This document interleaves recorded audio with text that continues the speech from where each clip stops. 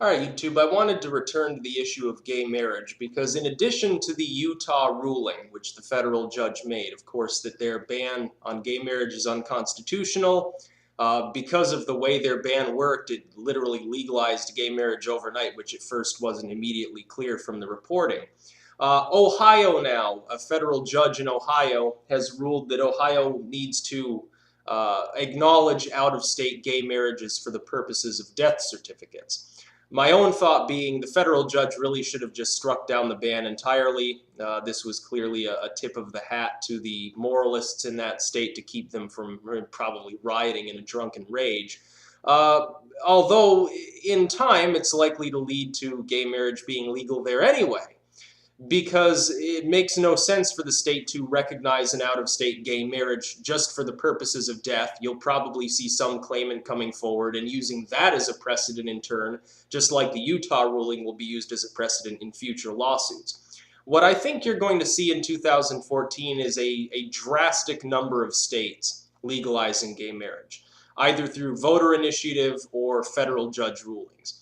I believe, I read one story, I believe it's 14 states where there are lawsuits that are going to be considered in 2014 related to the issue, and 2 or 3 states where there are voter initiatives.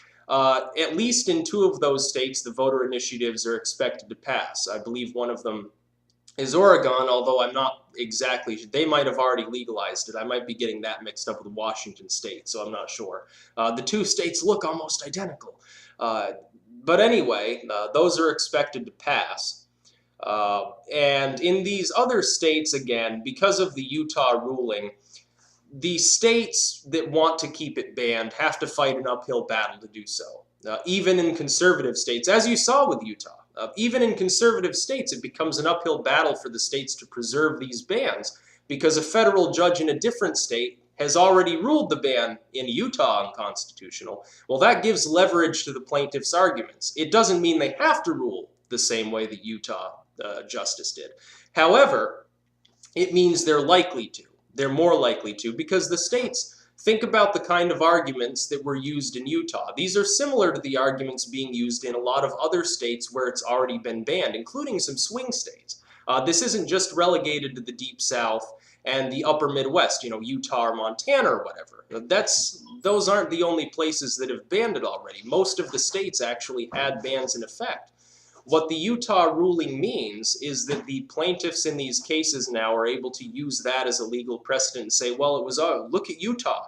And they can also mimic the arguments that the plaintiffs in Utah made, which will increase their own chances of getting a positive result as well. So I think what you're likely to see, I believe, again, 14 states where it's being considered, I think you'll see most of them swing towards legalizing gay marriage and striking these bans down based on the Utah ruling and based on their own plaintiffs' arguments.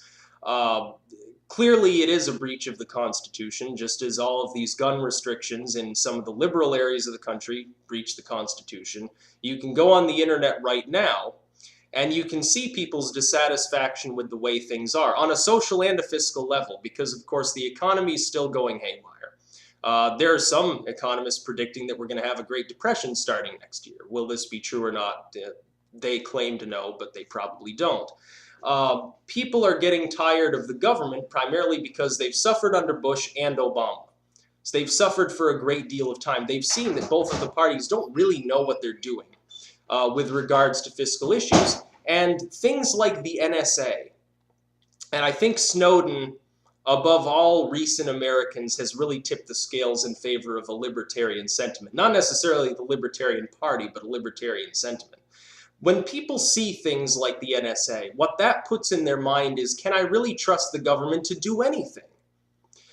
And what that means is they're questioning their own party too, which is something that they haven't done before. People need to understand the internet, above all other things, really includes the transfer of information between groups, which can be amicable in nature. It can be a friendly conversation between a liberal and a conservative, something you couldn't have when you just had TV and most people weren't on the internet. Well, you got spoon-fed whatever they wanted you to think. Now it's not that. TV is actually slowly declining in popularity. The internet is taking over. One of the reasons why the government has attacked the internet so much recently in the last 5 or 6 years, one of the reasons it keeps trying to censor, regulate, and take over the internet service providers and so forth, is because both parties realize they have a vested interest in controlling the dialogue of the internet. The only thing they need to do for that is control a few dozen very large companies. People will continue using things like Google and Yahoo and Twitter and things like that, Facebook, unless one of them dies out, and then they'll just buy up whatever competition happens to spring up like a weed. The government is really fixated on the idea because I think what they're realizing is that the two-party system is being endangered, or at least the two-party system as it relates to cronyism and super PACs and all of the slush funds and corruption that goes on in the two-party system. It's being endangered by people having a greater awareness of information.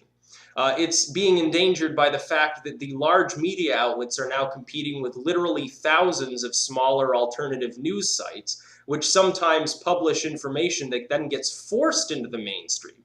You've seen it happen before. Russia Today, the New York Post, Al Jazeera, all of these smaller groups or these foreign sites publish information. It appeals to people. They spread it around on social media, and soon everyone's talking about it. Well, the mainstream media before could hush it up and simply not report on it if it was damaging to their allies in the government or to the media itself in many cases, or their business partners. Now they can't do that. Now if it's truly generating outcry, there's nothing they can do. It's just like the Snowden leaks that started with The Guardian.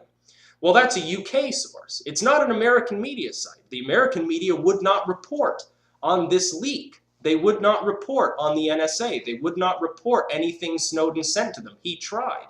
Finally, he went to The Guardian. They were willing to publish it. And that's what's happened. The American media is truly acting like a sourpuss because they didn't get the big story first. And the reason they didn't get it is because they were terrified to publish it. Of course, overseas, you're more protected. You should have gone to Russia Today. They would have reported in a heartbeat. They would have found it funny, probably, and said, come to Moscow before we release this. But gay marriage is not an issue of liberal versus conservative. Any more than gun rights are, any more than a woman's right to choose is related to liberal versus conservative. This is a false issue. The liberals, when they watch MSNBC and they fixate on how great Obama is, they swear the country is becoming more conservative because more and more states are going towards stand your ground style laws and less restrictions on open carry and gun permits. And conservatives watching Fox and saying how great Bush used to be swear that the country is becoming more liberal because look at all the gay marriage that's suddenly being perpetuated. In reality, people are not becoming more liberal or more conservative. They're saying both of those systems don't work. They're moving towards libertarianism, which I think is a good thing. As someone who generally leans towards libertarianism, that is probably the way the founders intended the country to be. They owned their own cannons and muskets. The British, which was their own government, by the way, that they had to fight against, actually tried to outlaw and confiscate some of their more modern firearms at the time. It's fairly clear that the founders didn't really care about organized religion. They were not moralists, so they probably wouldn't have cared about gay marriage. They may not have thought anything about it ever existing, but certainly if you had introduced it to them as a philosophical concept, they would have been debating like an ancient Greek philosophical school. They wouldn't have gone about it from a Bible thumper standpoint. People need to realize this. The moralists on the right and the statists on the left, the statists on the right, because moralism is a type of statism, and the statists on the left are the same thing. They just disagree on how the government should be controlling you. They don't disagree on the idea that the government needs to have more power. The left wants it to have more power over your guns and your wallet. The right wants it to have more power over what you do in the bedroom. It's no different. They simply disagree on where the government needs to be intruding more in your life. And both parties, let me say for the last time, I hope, widely applauded the NSA, called Snowden a traitor, and said that what the NSA did was fine. It's fine and dandy. The only time that anyone questioned it in Congress was when Clapper was lying to Congress, which that always hurts their feelings so much. It's okay for the government to lie to the entire population, but you lie to Congress and it hurts their feelings. And when they were spying on people like Merkel. Other than that, nobody cared. They didn't care that they were collecting metadata on the entire population. Well, the same holds true for something like gun rights or gay marriage. People should have more rights, not fewer. The government right now really should be shrinking because it's clear that the government has become too large and ineffective. These programs that it's using aren't helping. The economy doesn't seem to be budging an inch despite all the money being pumped into it by the federal government. And the government, when it creates things like the NSA and the TSA, well, look at what happened in New Jersey just the other day. With someone dressed as a woman hopping over the turnstile and not even getting caught. They were going through these various gates. They never even got caught. There's airport security for you. What are we paying all this money for? It's not helping. It's not bolstering security. It's not making people more safe. It's not doing anything. All it is a bunch of stupid oppression. They're oppressing gays. They're oppressing women. They're oppressing the entire population with their surveillance apparatus. So my hope is that gay marriage is a foreshadowing of a libertarian move, and I'll depart from the moralists who say, well, the country is going to hell. It's becoming so liberal. I'll ask the moralists this. If the country is becoming so rampantly liberal and socialistic, why does Obama have such low approval? Well, surely if they don't like Obama, they don't like all this socialist sentiment that you keep talking about, so why is gay marriage continuing to be legalized? The solution is this, that it's a libertarian issue. It's an issue of, does the government have the right to ban people from entering into a voluntary contract with one another? They're consenting adults. Does the government have that power or not? It's not an issue of, oh, well, should people be able to be sodomites and blaspheme the Bible? That never entered into anybody's mind since the 1950s, because this is not a moralistic society anymore. It's a pluralistic society. You can apply that however you wish. I'm applying it to cultural behavior, the behavior of individuals. Should adults, I would extend it to children myself as far as things like guns and smoking and drinking.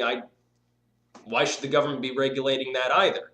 It's not helping anybody. It's not really doing anything. They say it does. Does it really? I'm not so sure myself if telling people they can't drink until they're 21 magically fixes the problem any more than letting them drink at 18 would. I think if you look at European countries where little kids are drinking wine yet have a lower alcoholism rate, it's quite clear what the answer is. People should be able to do what the hell they want without government intrusion, without business intrusion too. I think the businesses have been intruding into our personal lives way too much. You've got drones delivering pizza and shit like that, and companies that are pouring money into either side of the debate on something like gay marriage or gun rights. That's just completely underhanded, because these businesses are essentially taking the productivity of their own workers, the money they're making off of their labor, and using it to enact political change. Well, most of their workers probably don't even agree with their very bizarre views. When you have hundreds of millions of dollars to spend, your views probably are a little bit warped. No affront to rich people who have common sense, but some of these people honestly don't. Some of these people were born silver spoon in hand and haven't worked a day in their life. They don't understand what it means to get by. I have respect for those that do. I'll have respect for somebody like Bill Gates that made themselves up from essentially nothing, that dropped out of college and started a company in his garage. I won't have respect for people who are born into wealth. And those are the people leading the country. And those are the same people, the Santorums and the Bachmans and the Bushes and the Obamas, the same people who were born into at least relative wealth, who run the country and who run down the gays and who run down the women and who run everybody else down. They run literally everybody down. Again, the only thing that the two parties disagree on is how the government should be running you down and which groups it needs to run down the most. That's all they disagree on. So I hope gay marriage is soon federally legal. I hope polygamy is federally legal. I hope they lower the drinking age back to 18 where it should be. I hope they stop oppressing everybody. I hope the states continue to enact stand your ground laws. I hope that Indiana's law that allows you to defend yourself with lethal force if you're being attacked by an officer of the law, if they're acting inappropriately, spreads to all 50 states. I think this is a good thing. I think the Constitution should be expanded, give people more rights, take more rights away from the government and give them back to the states or to the people. I think it's a better thing. I think it's a step in the right direction, and I hope that that's the direction America